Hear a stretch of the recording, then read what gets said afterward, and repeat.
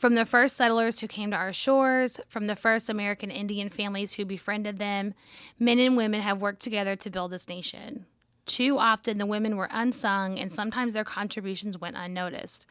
But the achievements, leadership, courage, strength, and love of women who built America is as vital as that of the men whose names we know so well.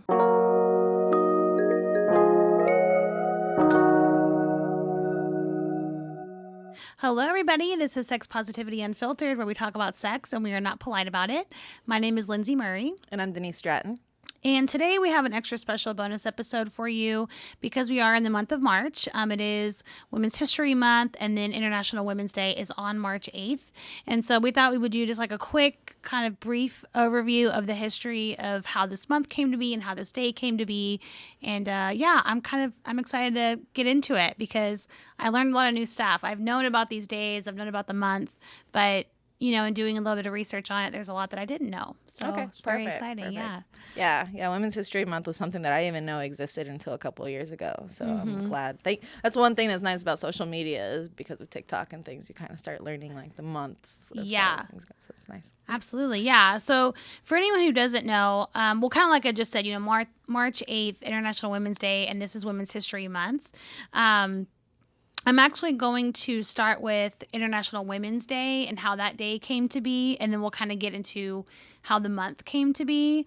I'm excited to see what you saw because I researched how that day came to be, and there was conflicting information. Yeah. It goes back quite a ways, longer than you would think. And so it really goes back to honestly, going back even to 1845 is kind of when a movement started that led up to this day. I'm not really going to get into that so much, but I'm going to start back at 1909. Okay.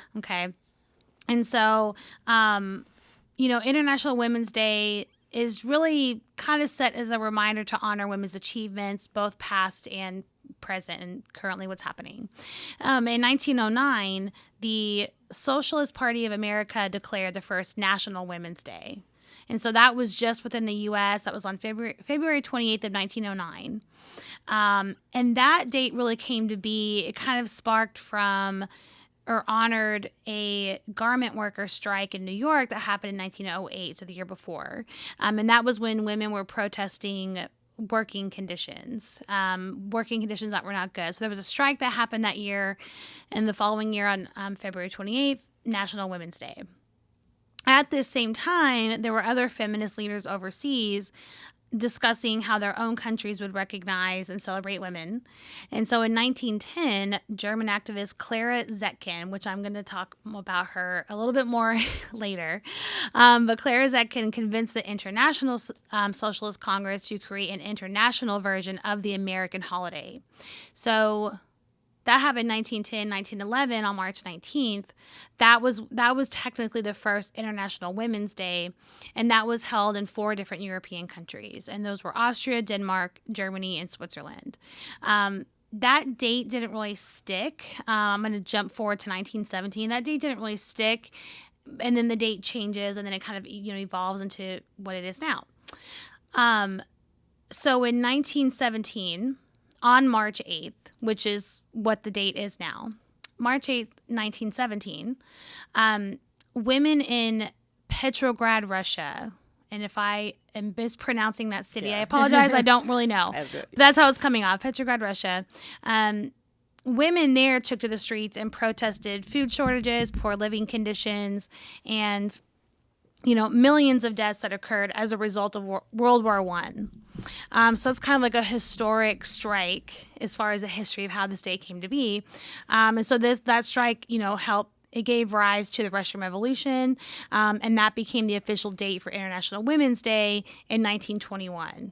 So that strike happens in 1917. It takes all the way until 1921 for that to be the official date of this holiday. And so, 1921 is when we declare it, and then in the following decades, it just continues to evolve. And then in 1975, that's when the United Nations sponsored International Women's Day. Okay. So a lot of what you'll look up, if you Google when did International Women's Day begin?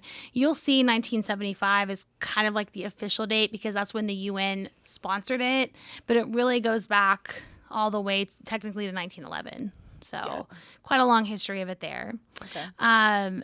And what I wanted to share with you about Clara Zetkin, I have something I'm going to read verbatim here in a second. Okay. Of something she wrote. But Zetkin was a German communist and had been involved with the socialist movement in Germany since the 1870s. And so her name would frequently come up in Manchester Guardian reports on the annual International Socialist and Trade Unions Congress. So she was a socialist. Okay. I think she was viewed as a feminist.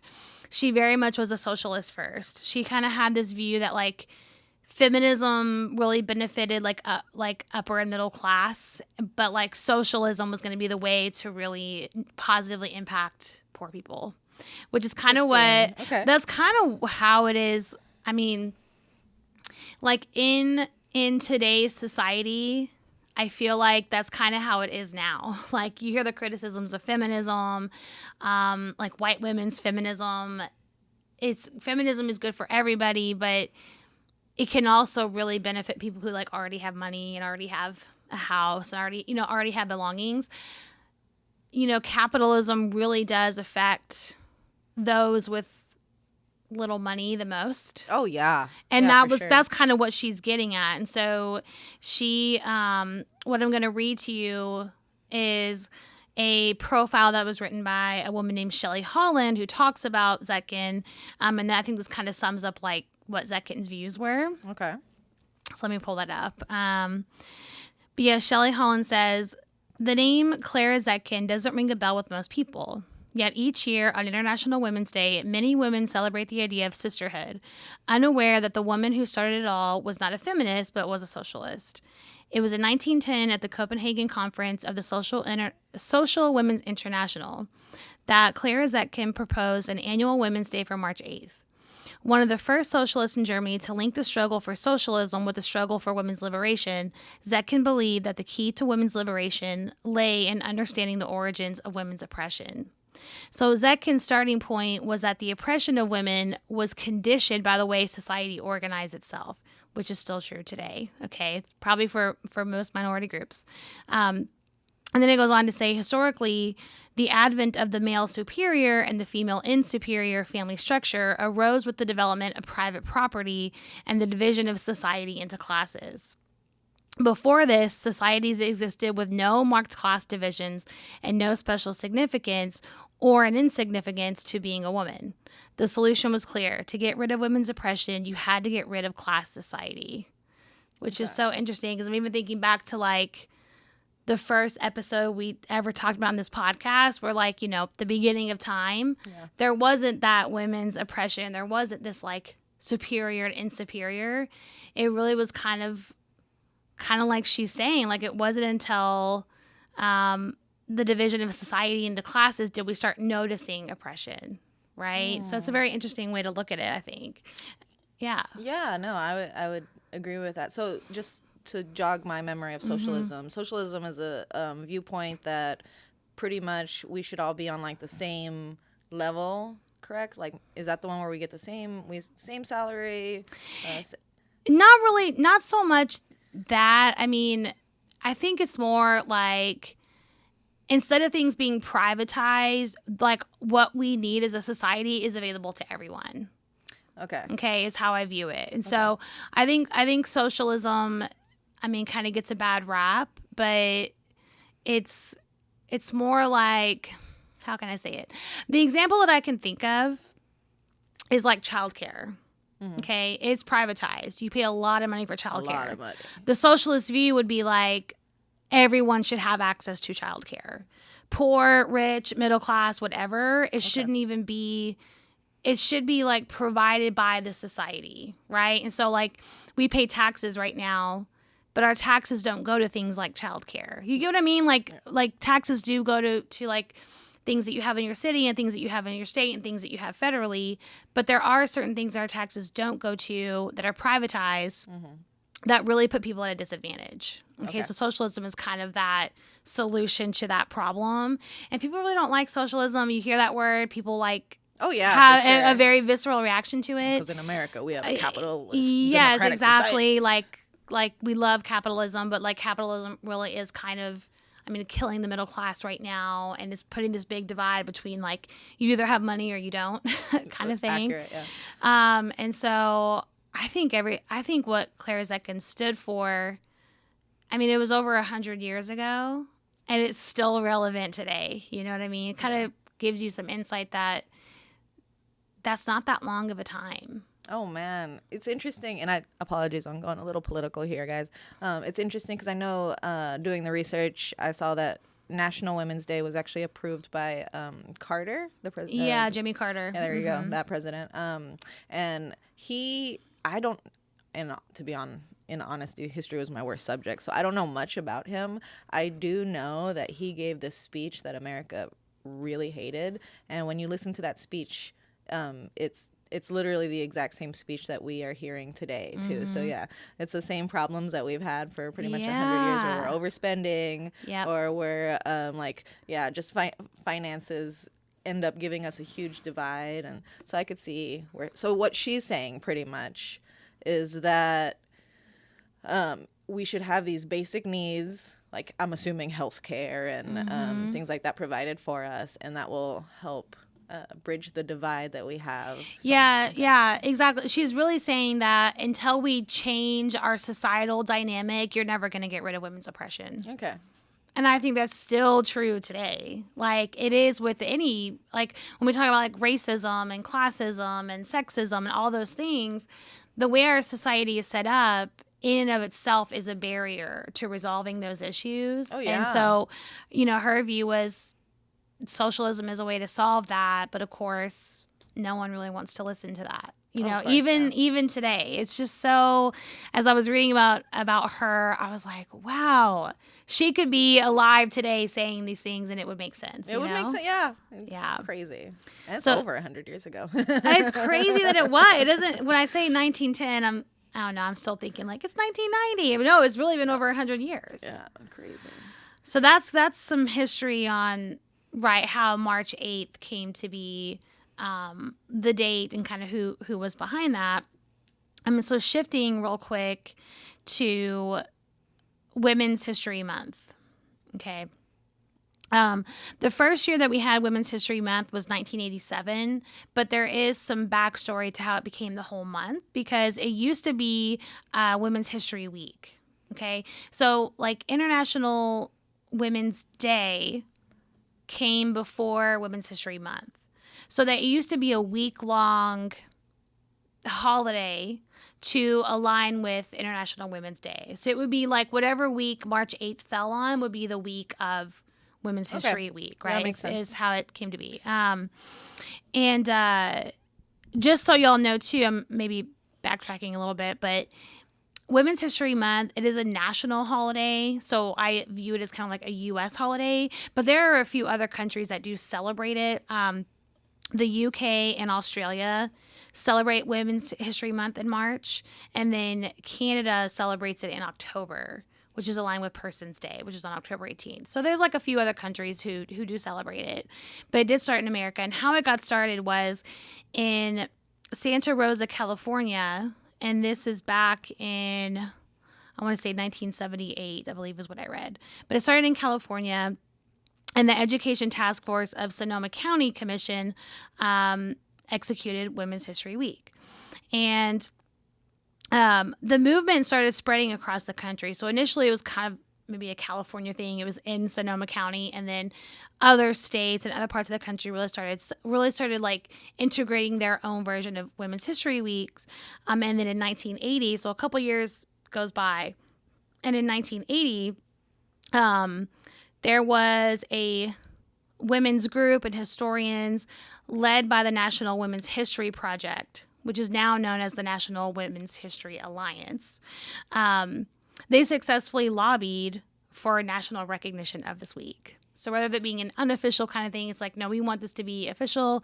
We want it to be nationally recognized. And in February 1980, that's when Jimmy Carter signed it as an official holiday. So that was, National Women's History Week. And I'm going to read to you the quote that I think it was like back in 1980, it was that week of March 2nd to March 8th. And as he's signing for it, this quote that I found from him, he said, "From the first settlers who came to our shores, from the first American Indian families who befriended them, men and women have worked together to build this nation. Too often the women were unsung, and sometimes their contributions went unnoticed. But the achievements, leadership, courage, strength, and love of women who built America is as vital as that of the men whose names we know so well." Damn fucking right. I know. So that's a great quote. And so that was in 1980, and then subsequent presidents have continued to proclaim a National Women's History Week. And then in 1987, that's when Congress passed Public Law 100-9, designating March as Women's History Month. And then they've since then passed additional resolutions requesting just the continued, proclamation of that month to be Women's History Month. So that's how we have it now. So that's just a quick overview. No, that's badass. History of it, yeah. When I was doing the research, I did see, just to give some disclaimer to our accuracy, I did see that there's a debate on historians, though, on how Women's History Day got started, because that 1908, the garment...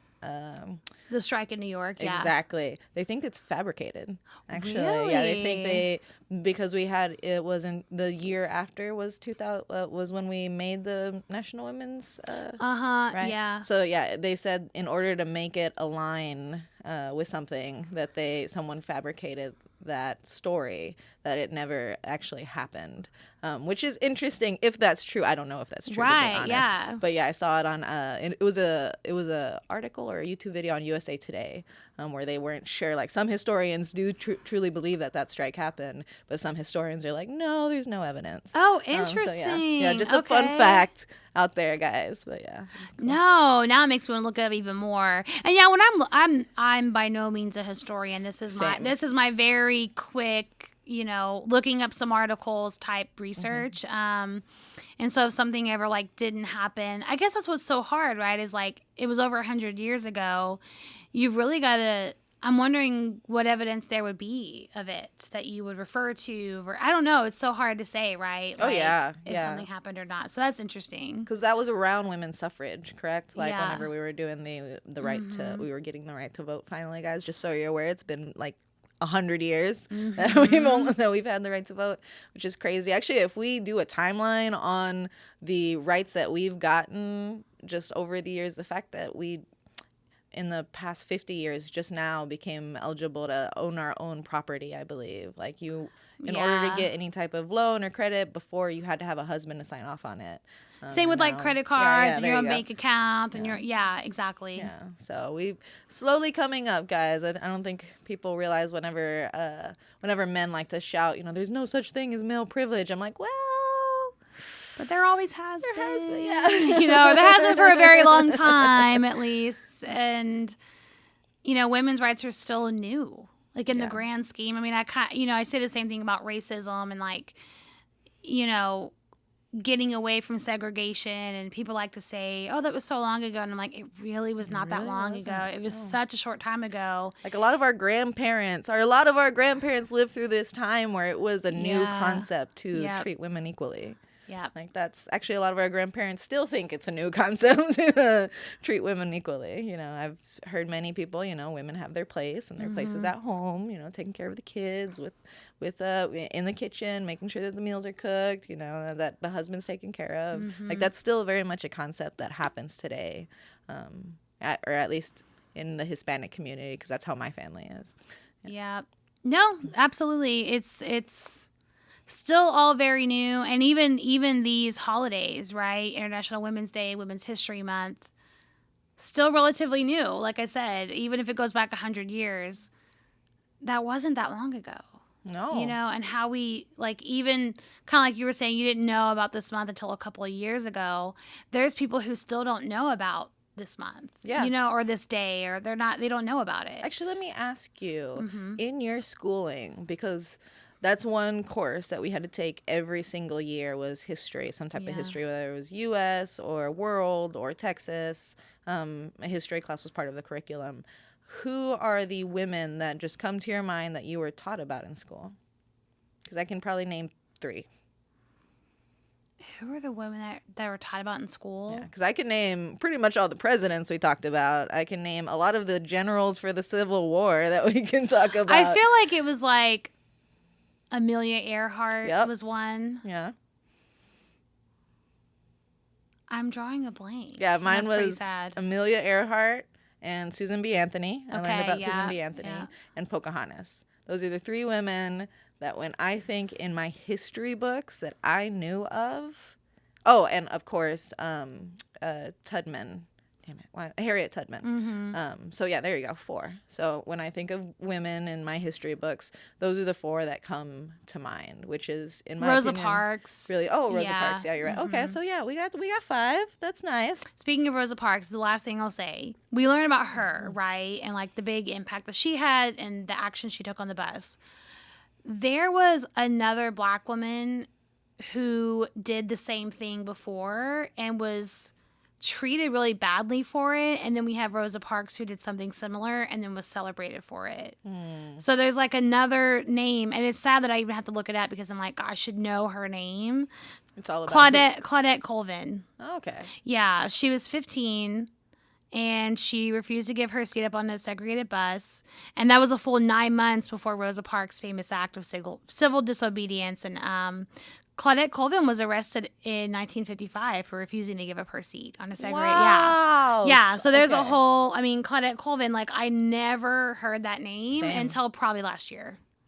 Yeah. But we learned about Rosa Parks, right? So it's just, it's so interesting how we learn history and we don't always get the accurate history. No, it's whoever's writing your history books, right? So those are the basis that we go on, and unfortunately they leave out so many names, which is crazy. Like apologies for the rant, guys. I've learned about the Civil War every single year. It seemed like literally every single year, whether it was world history or U.S. history, it came up. So I knew Robert E. Lee. I knew these names.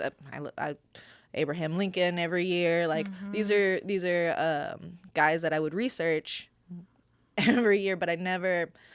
Amelia Earhart was like maybe a couple paragraphs in my history book. The fact that she flew the Atlantic. Same thing with Rosa Parks. Just maybe a tiny little article in the civil rights movement. Like the fact that we just have these suppressed articles always drove me insane. Even when you did a book report, did you ever do a book report on a woman? Because I know a lot of women girls in my class, they would try to find women, and I don't know if I did. Yeah, they would end up doing like doubles because there's just not that many. Sad. I know. And there's so many important women out there. I mean, even Clara Zetkin that I just talked about.